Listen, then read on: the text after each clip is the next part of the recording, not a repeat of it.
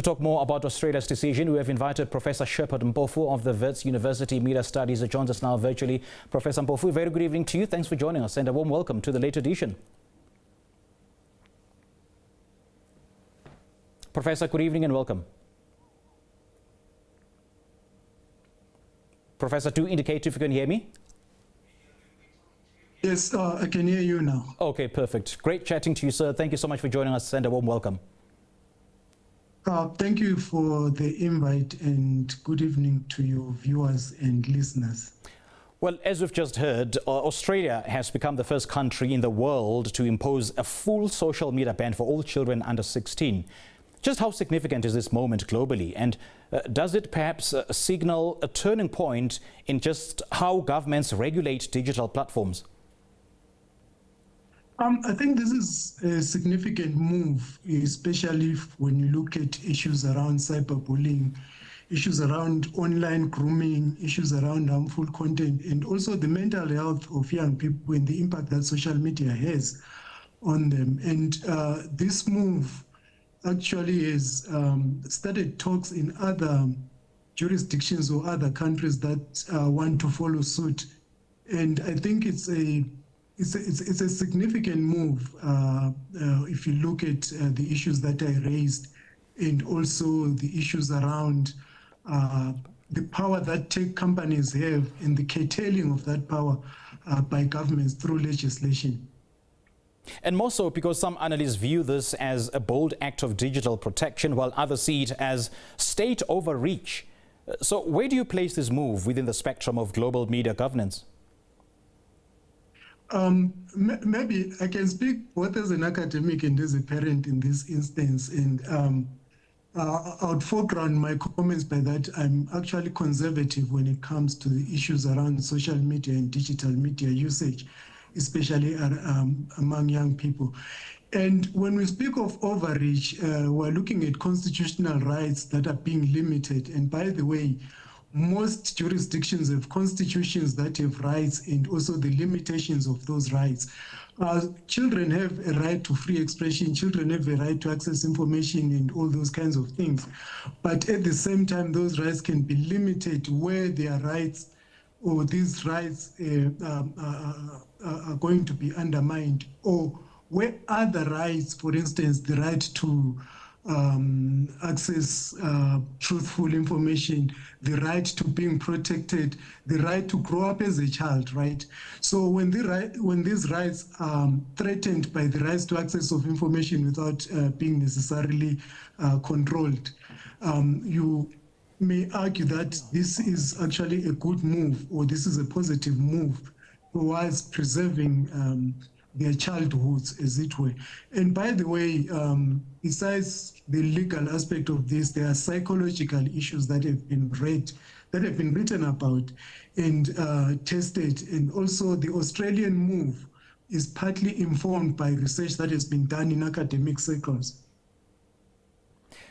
I want to pick your brain on this, in as much as we could all argue that it's for the better or it's for the good of the children in terms of protecting them. But is there credible evidence that removing children under 16 from major platforms will meaningfully reduce cyberbullying, grooming, misinformation exposure, and addictive usage patterns?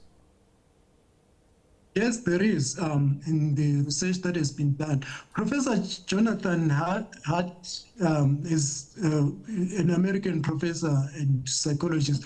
He's done a lot of research in this regard, and his work actually informs what the Australians have done. What kind of research? What does it say? His research looks at how young people are susceptible to online grooming, and he writes a book called The Anxious Generation, where he talks about how we raise our children and how social media also raises children in the process.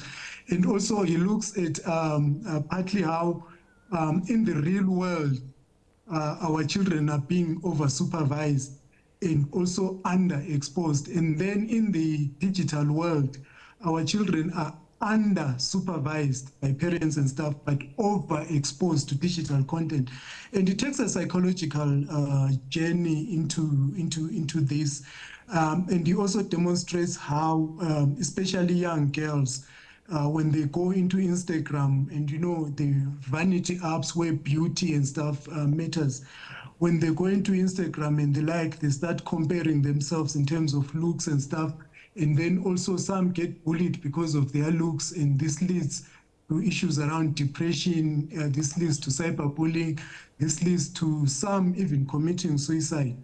And by the way, in South Africa, when you look at the young people who have committed suicide, these are teens, right, who have been abused on social media or cyberbullied and ended up committing suicide.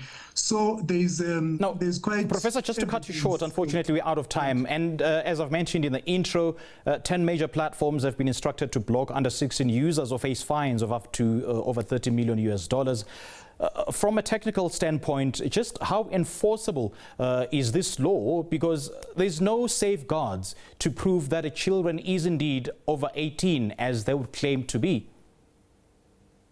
Yes, and children will use every other means that are available to bypass this. You can use a VPN. Some parents are actually willing to assist their children to bypass the system. And children can even use the verification methods that are not, the IDs that are not theirs, or, But at the same time, we should take note that most Australians, a large number of Australians actually agreed that there's need for this control, which actually suggests to a certain extent that it's going to be effective. And secondly, some jurisdictions actually can enforce laws and they can penalize tech companies. So tech companies cannot ride roughshod over what the legislatures or the legislation say. And there will be difficulties in enforcing, but there are some gains that are likely going to be made, and those should not be undermined or undervalued. All right, Professor, lovely chatting to you. Thank you so much for joining us. And I suppose the point that you made earlier on, that children are under supervised, I mean, it brings into the spotlight that criticism that platform design, and not necessarily children, is the problem. So the question is, how then do we assess the balance between child protection and platform accountability? Thank you so much for chatting to us this evening. Well, that was Professor Mpofu. Well, he's from the Wits University Media Studies.